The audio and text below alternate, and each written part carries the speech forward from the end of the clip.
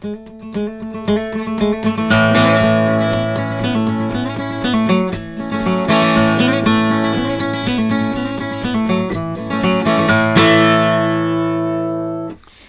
it's Jeffrey Pepper Rogers here with another episode of Guitar Sessions. And the topic for today, I want to show you how to play that, what I did in that little intro there, kind of being like a one-man bluegrass band. Thanks especially to this cool little tool here known as a partial capo. So I'm going to introduce how to use the partial capo. This is also an example of how to approach guitar arrangements in a creative way, experimenting, exploring to find some new sounds. And as with all the lessons in this series, the tab and charts that accompany everything I'm doing are over on Patreon. So the song I'm teaching here is one of mine called Fly, which was a grand prize winner of the John Lennon Songwriting Contest and originated in a traditional fiddle tune called Sally Gooden. And this is not, the way I played it there is not the way I originally wrote and recorded Fly. In fact, this song changed so much that I wound up releasing a second live version of it with a full band on my album called Live and Listening, because the song had sort of taken on a whole new life. And what I'll show you is the way, the second version of that, the way this song kind of evolved.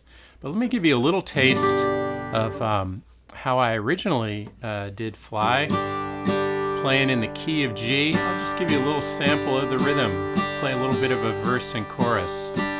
Fly away, drop what you're doing, gray skies will soon be blueing, no doubt, mind entertaining, no reason for explaining.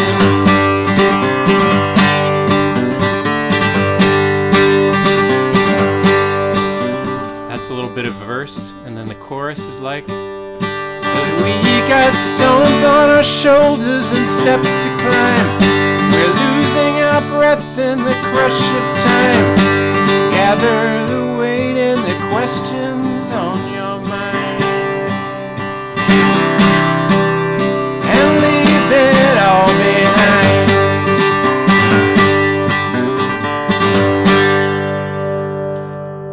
So that's a little taste of Fly there. Just using this G, a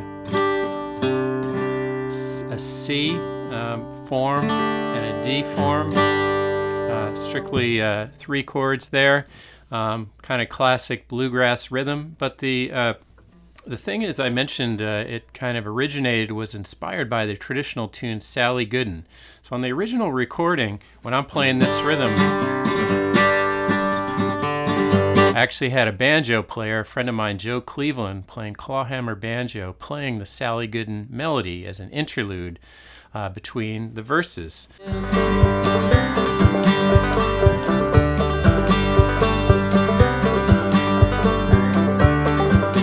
So it was a interplay. I was doing just straight up rhythm guitar and then had the melody on the banjo.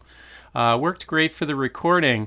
But after I released that song on an album called Humming My Way Back Home, and then it won the John Lennon Songwriting Contest, I had this kind of quandary because what to do.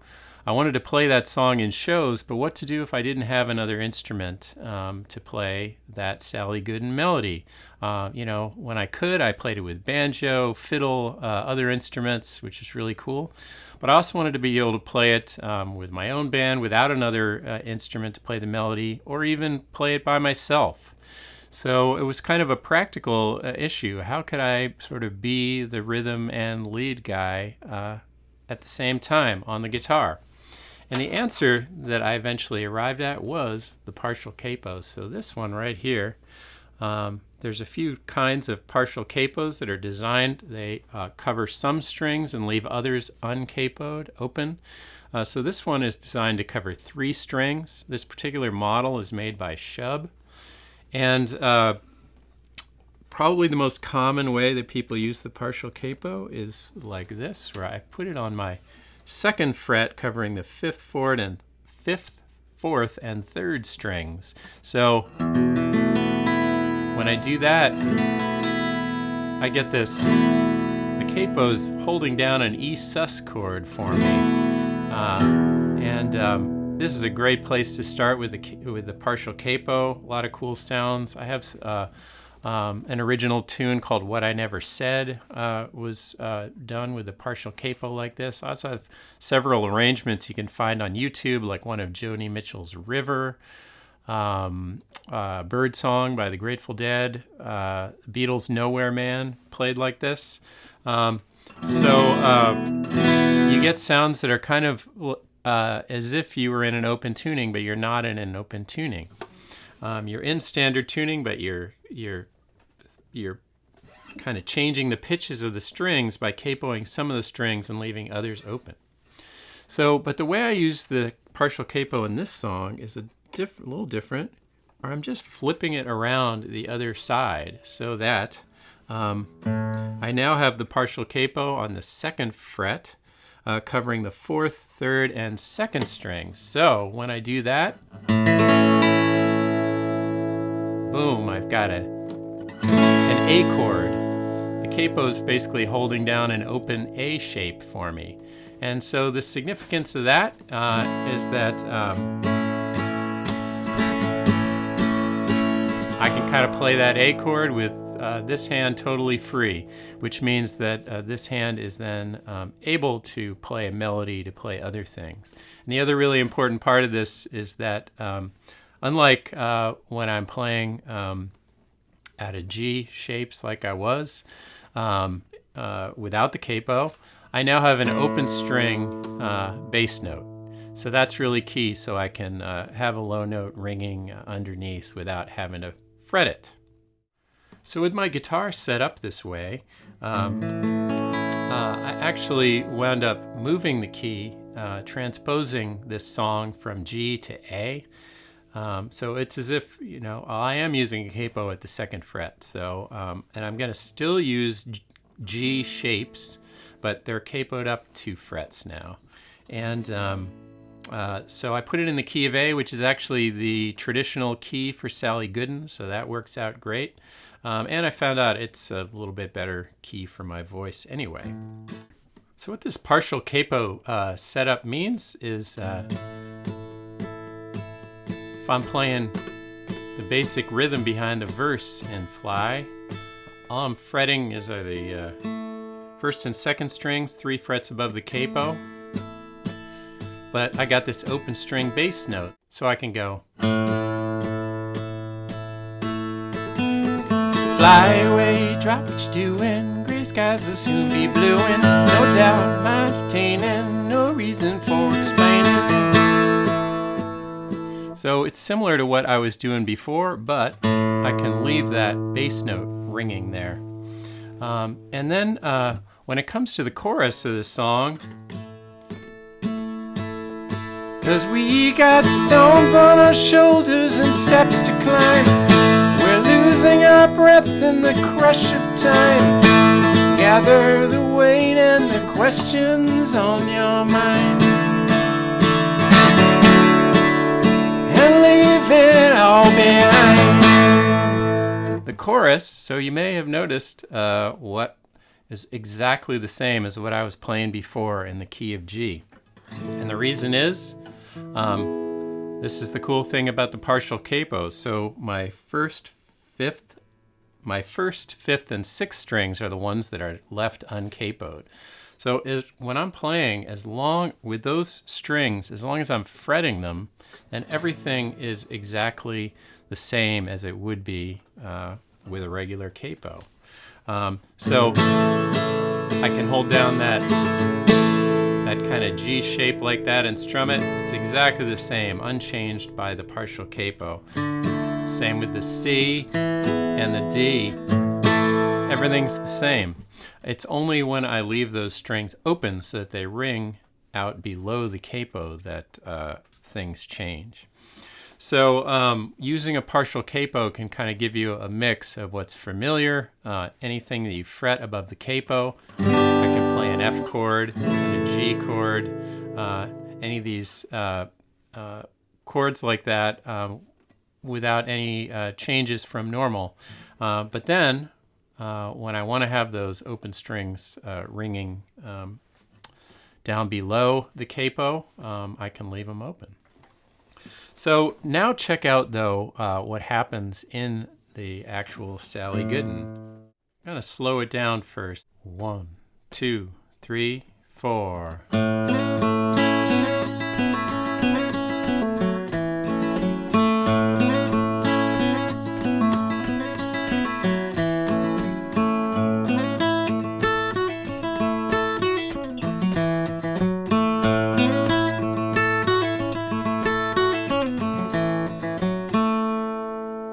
Those are the two parts of Sally Gooden, and the A section, the first half of that, is what's used as the main interlude in the song, and then in the middle I play the full Sally Gooden. So let me show you what those two parts sound like if I play it a little more of a bluegrass tempo here. 1, 2, 3, 4.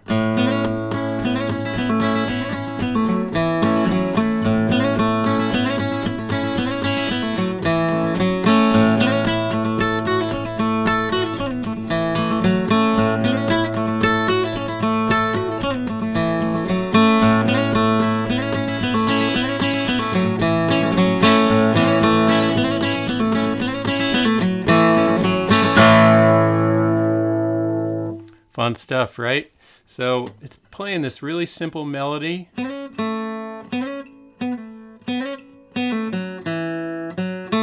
That is really just on the in the A section, just on the 3rd and 4th strings. Then it goes up in the B section.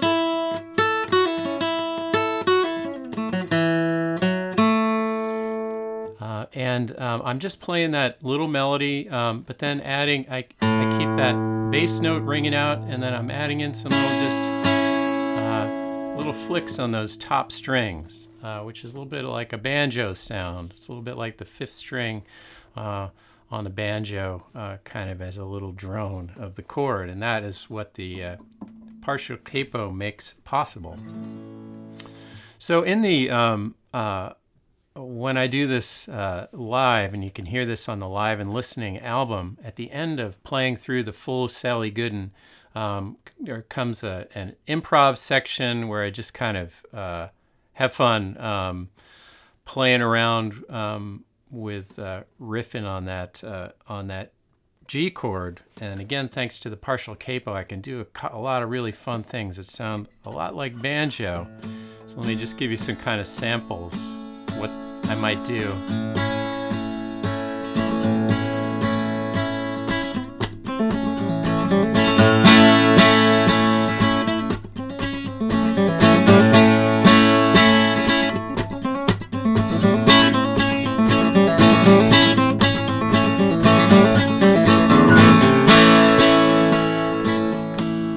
I'm just playing around here between 3 and 5 frets above the capo, around this, well, what I'm thinking of as a G shape, G in relation to the capo here. I'm kind of using that some of the 7th sounds, like a G7 sound. Lots of hammer-ons, pull-offs.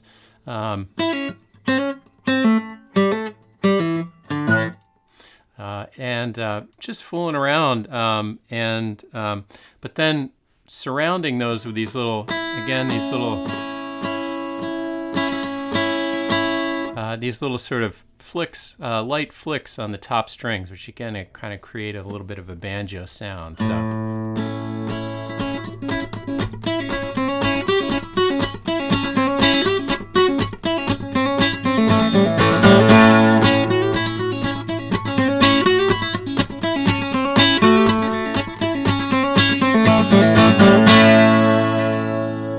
Just super fun, and we get a little carried away when we do that one live. Now I got one more thing I want to show you in Fly, which is what happens in the last verse. A little different, something different on the guitar, which points out an interesting limitation / opportunity about the partial capo. So I bring it way down after the solo section, just down to this. Feels so great to play so lightly. On guitar, I think a lot of times you feel like, well, I can play 6 strings, so I should be banging away on all 6 strings. But I love stripping it down. That feels super sweet, whether there are any other instruments playing or not. Fly away, drop what you're doing. Gray skies will soon be blue, and no doubt, my entertaining, no reason for explaining. That's just on the top 3 strings.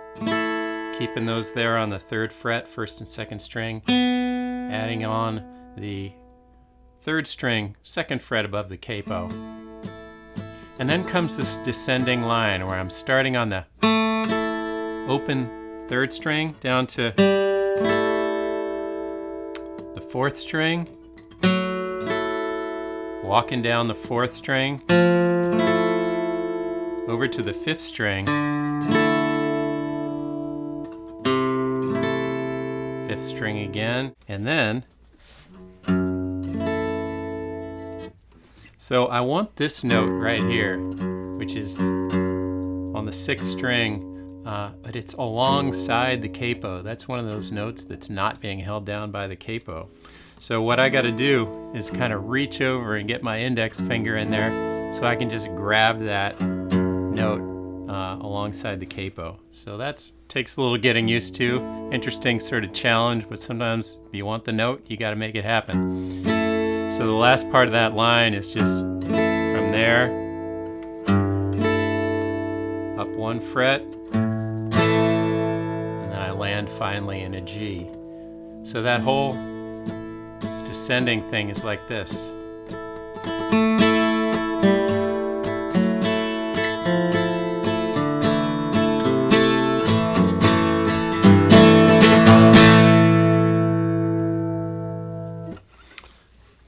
Just a cool little twist that happens at the end of the song to get in some of those unexpected notes in the bass. So that's kind of the last piece of this song, Fly. As you can see, compared, the original recording of this song worked in the band context, cool with the banjo, all that. I was pretty much anchored into playing this sort of G bluegrass rhythm, whereas because of the partial capo, it just opened me up to explore all kinds of things, and it became a whole different sort of improv vehicle, as you can hear on the Live and Listening album. So partial capos like this, they cover 3 strings, 4 strings, 5 strings, super fun to play around with. If you want to get a hold of the tab and all the details from this lesson, head on over to Patreon. When you're working on your own guitar arrangements, just be sure to keep your eyes and mind open to other possibilities of ways to play things. Sometimes using a regular capo, partial capo, different tuning will just make some other possibilities happen that you may not have imagined originally, and can be really fun to explore. So thanks for watching. Once again, I'm Jeffrey Pepper Rogers, and I'll catch you next time.